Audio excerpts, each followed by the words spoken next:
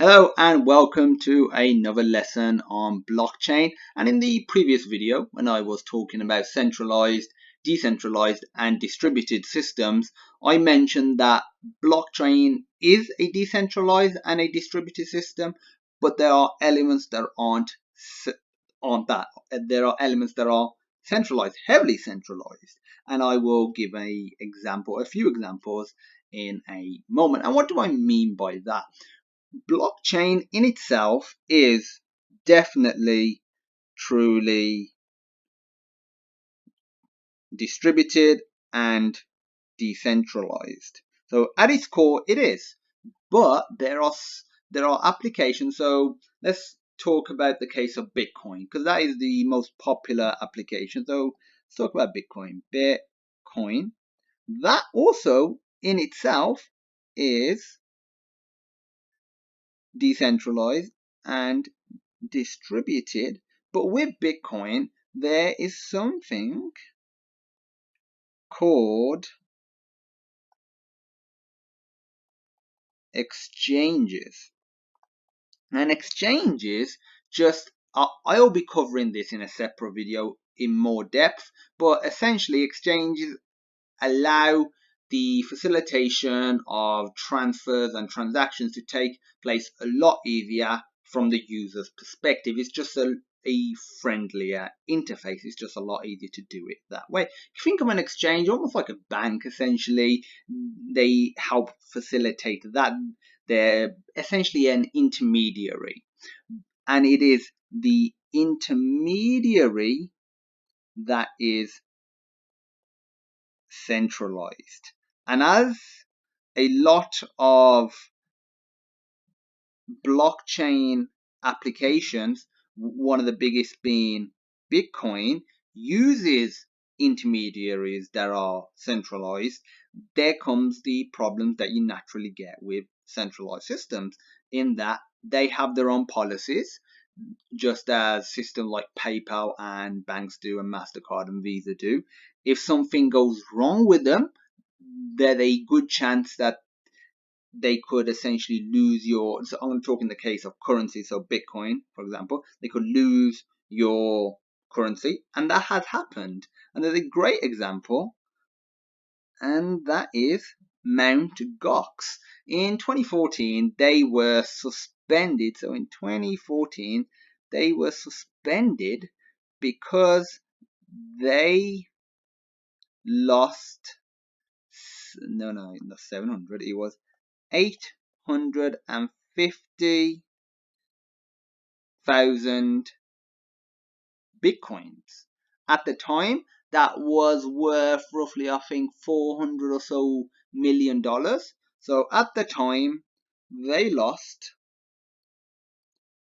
$400 million worth of Bitcoin. If you look at today's market value, which is just shy of $5,000, that same 850,000 Bitcoins would be worth over $4 billion. So over $4 billion worth of Bitcoins were lost from Mt. Gox, which is an exchange.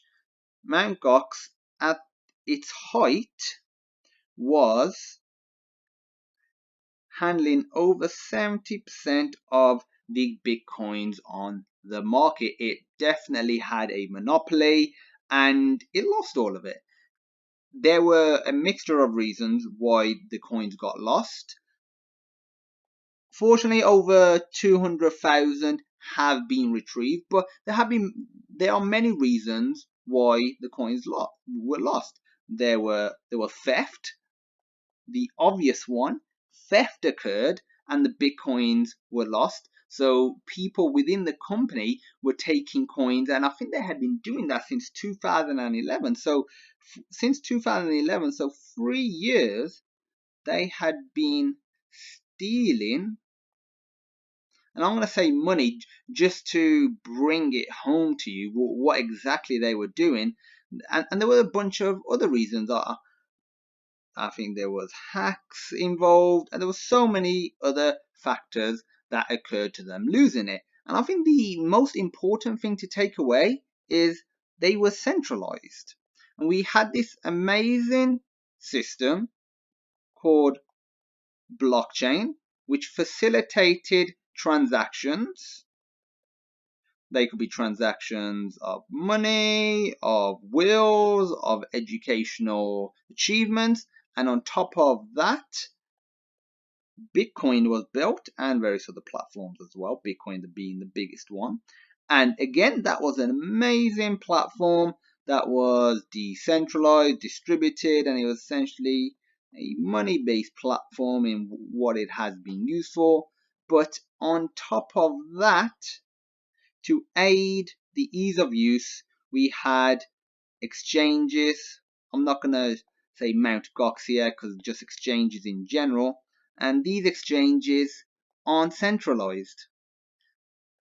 I'm positive in the future we'll get some form of decentralized and distributed exchanges. It is early days in blockchain and Bitcoin as well, and many other applications of blockchain. But there are several exchanges. There was Mount Gox. There's blockchain.info, and that allows Ethereum transactions on top of Bitcoin as well. There's Coinbase, which at the moment is one of the most widely spread ones. There's cex.io, which is fantastic. There is Genesis. Genesis is mainly for bigger transactions, like a lot of these will own at for like a small beginning account will only allow transactions of like a few $100s. Genesis, I believe, only allows transactions above 25 or so $1,000. So that's more for corporations or overall just rich people that are looking to transfer large amounts. But all of these are centralized. Coinbase, which I said is one of the most popular ones, has, if you look at the terms and conditions and their privacy policy, there are similarities to PayPal, and that's definitely not centralized. I mean, that's definitely not decentralized and distributed. That's centralized. So that is what I meant by blockchain having elements of decentralized and distributed. I mean, having centralized features within blockchain. It's more in the implementations. So I hope that helped clear that up. And thanks for watching. If you have any questions, feel free to reach out. And I look forward to seeing you in my next video.